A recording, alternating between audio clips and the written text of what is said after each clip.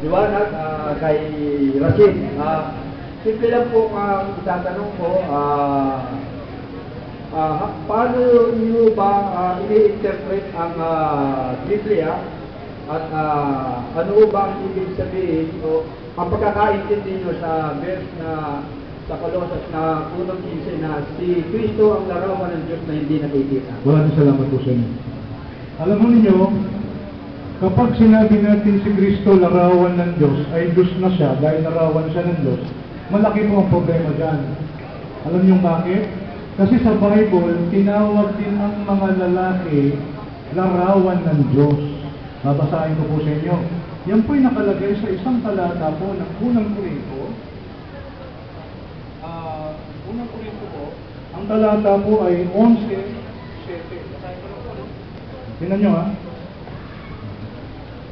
Sapagkat ang lalaki ay talagang hindi dapat magtalukbong ng kanyang ulo. Sabi ni Pablo, bawal daw magtalukbong ng ulo. Alam niyo bakit? Kasi ang lalaki mas mataas sa babae. Ang babae naman dapat magtalukbong kayo. Sabi ng Bible. Alam niyo bakit? Kasi mas mababa kayo sa lalaki. Utos ni Pablo. Bakit po?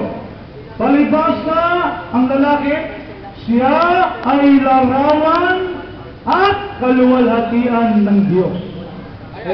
Kung si Kristo ay Diyos dahil larawan siya ng Diyos, lalabas pati mga lalaki ay Diyos din. Kasi tayo daw, sabi ni Pablo, ay larawan ng Diyos. Hindi po literal yun. Ito kapatid. Okay.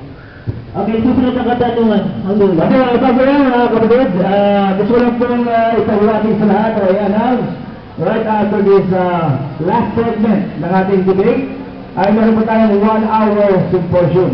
Okay, isa po yun. Ikalawa po, meron po nga grand picture taking ang mga ustads mamaya din po. At may dinner po tayong pagkasaluhan ng sama-sama at invitado po si Pastor. Okay, balikan po tayo sa ating tanungan para po kay Pastor. O sige ba?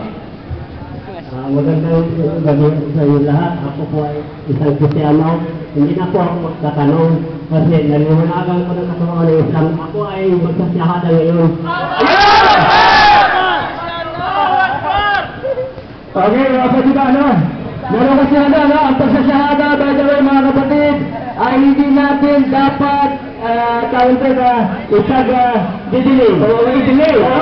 Baka in a few seconds, mawala sa pinyari si Brother, kasarado pa natin. So, ang katanungan na pala, magsasyahado. Okay, mag-issue na, Brother. Wala kasing delay yung syahada. Pati si Pastor, Bago yan kapatid. May sila po ito, may silang person. Kailangan niyo po tayong gawin. Isang tanong lang. Magkakonvert. Bukal sa bawal mo sa ng delay. Bukal sa puso mo na yumakap sa Islam. Matagal na. Ngayon ko lang ano. Huwag natin patagalan. Sundin mo kapatid.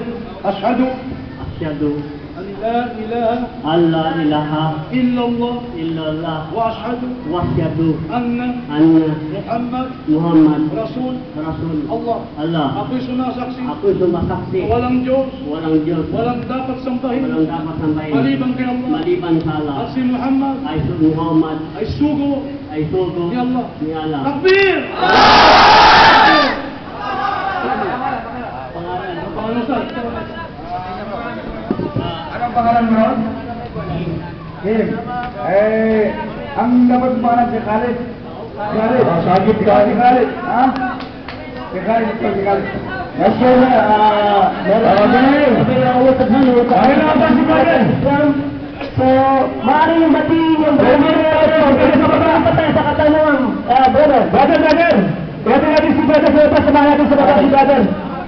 Susunod na katanungan. Ito yung mula kay Pastor. Pastor, pasensya na po kasi may nag-Muslim ngayon. So, binigay Ano niya? So, ito na po yung susunod na katanungan. Pastor.